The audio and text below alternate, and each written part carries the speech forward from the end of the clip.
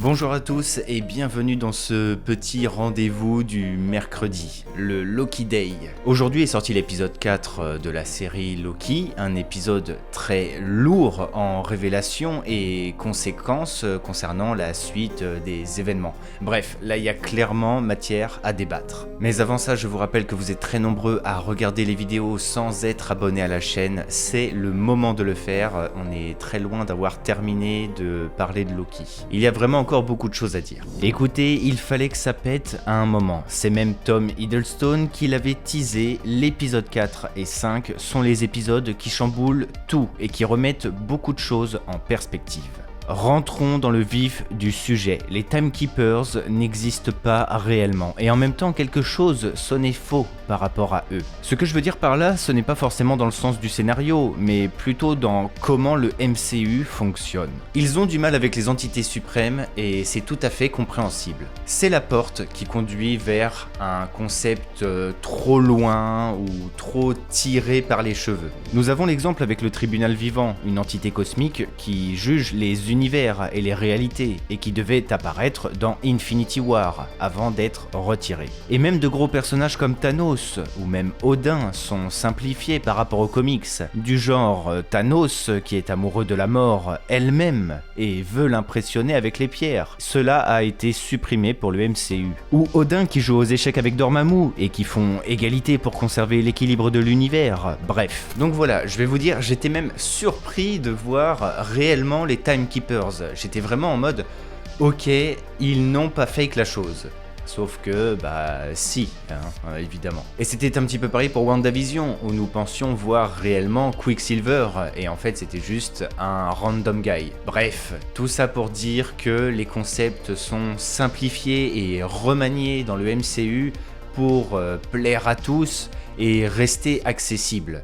Donc du coup, qui a véritablement créé la TVA? Eh bien, il existe deux cas de figure pour moi. Déjà par rapport aux Timekeepers, même si pour la blague et la surprise, ils n'existent pas, que ce sont des machines. Eh bien, le concept de Timekeepers existe bel et bien. Ils sont les entités majeures de la TVA, les mascottes. Ils font partie de la propagande avec la vidéo de Miss Minute et sont présents en tant que robots. Donc cela sous-entend deux choses. Soit ils existent véritablement mais ont été emprisonnés et ou vaincus et quelqu'un dirige la TVA dans l'ombre en se servant de leur image, soit le concept de Timekeeper a été créé de toutes pièces pour cacher l'identité de celui ou celle qui dirige véritablement la TVA. Et cela sert en même temps de référence trompeuse pour le spectateur, comme Quicksilver. Alors du coup, il n'est pas impossible que les Timekeepers existent véritablement. Mais ce qui va nous intéresser là, ce sont les secrets justement entourant la TVA. Bien évidemment, le fait que Ravonna soit l'organisatrice ultime de tout ça n'est pas assez sexy. Il y a forcément quelqu'un derrière qui tire les ficelles.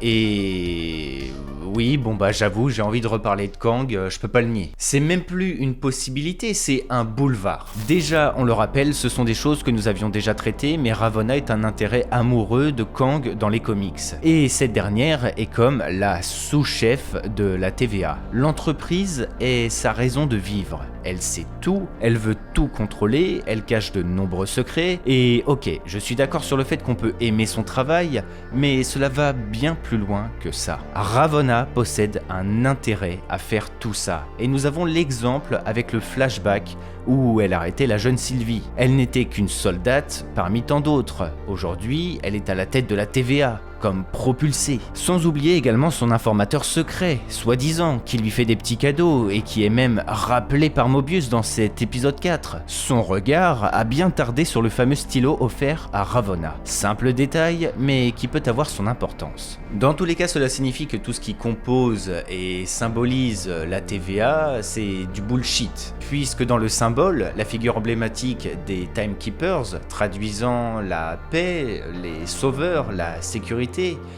c'est du fake. Alors, le message est on ne peut plus clair, sans parler des membres de la TVA symbolisant des gardiens de la paix et qui sont au final de simples victimes kidnappées de leur véritable vie. Et on en revient à ce que je vous disais au début. Le concept de TVA est un concept complexe et un petit peu tiré par les cheveux qui va être compliqué à relier véritablement au MCU. La meilleure manière de simplifier tout ça est d'en faire quelque chose qui prétend être, mais qui au final ne l'est pas. C'est ce qui semble être le cas. On retrouve un peu la même thématique dans WandaVision. On nous présente le Nexus de Wanda, un endroit particulier où Vision est vivant, où le temps passe différemment, où elle peut avoir des enfants. Et au final, tout est fake. Une simplification de l'histoire des comics qui serait beaucoup trop complexe à mettre en place pour le MCU. Sauf que la différence ici est la question de savoir qui a créé la TVA.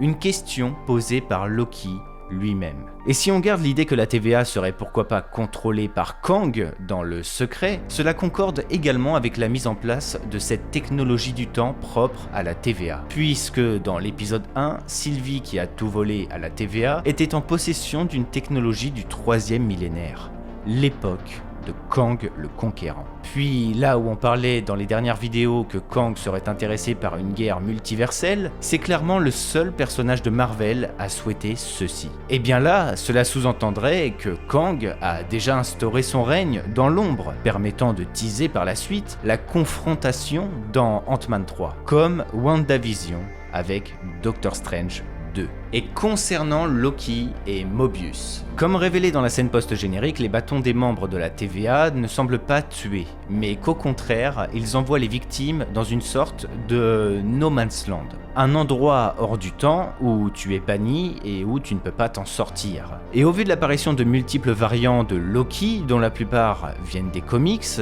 il semblerait que ce soit un No Man's Land propre au Loki. Loki qui d'ailleurs semble être une menace pour Ravonna, puisque si tout est bullshit, et au vu du flashback de Sylvie, il y a clairement un problème avec les Loki. Et si justement nous devons creuser la symbolique, cela veut dire qu'un jour, un Loki a possiblement mis à mal le ou la dirigeante de la TVA, ce qui a conduit à une stigmatisation des Loki. Bref, mais du coup cela veut dire que Mobius lui aussi n'est pas mort, et qu'il est certainement banni quelque part. Et là j'aimerais traiter une info un petit peu particulière avec vous, une sorte de petit leak, mais j'attendais la fin de la vidéo pour vous en parler, car c'est possiblement une sorte de petit spoil. Un utilisateur a partagé 2 images nous montrant un Mobius en train de traverser le désert en Égypte. Difficile de dire si c'est le vrai Mobius, au vu de sa tête et notamment à cause de la moustache qui est absente. Mais ce qui m'intrigue le plus est le fait qu'il soit en Égypte. Car comme je vous le disais dans la vidéo dédiée à Kang, il existe dans les comics un 4e Timekeeper banni et bloqué dans l'Égypte antique. Et si justement pour la réadaptation du MCU, si les Timekeeper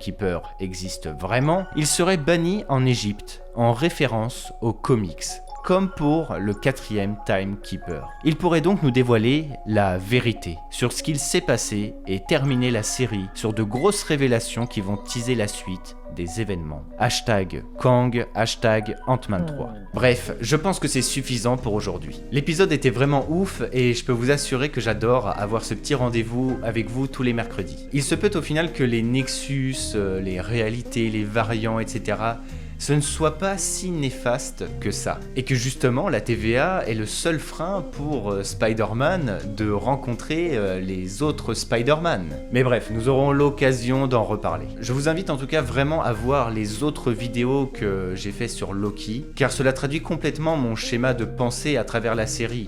J'ai pas envie de vous ennuyer et de répéter les mêmes choses à chaque vidéo. Il y a des éléments dans les épisodes précédents qui restent toujours très mystérieux et dont nous avons déjà traité. Dans tous les cas, merci d'avoir regardé la vidéo, j'espère de tout cœur qu'elle vous aura plu. N'hésitez pas à laisser un petit pouce bleu, un petit commentaire sur ce que vous avez pensé de l'épisode, et puis à vous abonner bien évidemment. Allez, c'était Argorok et que le Lionheart soit avec vous. Ciao tout le monde.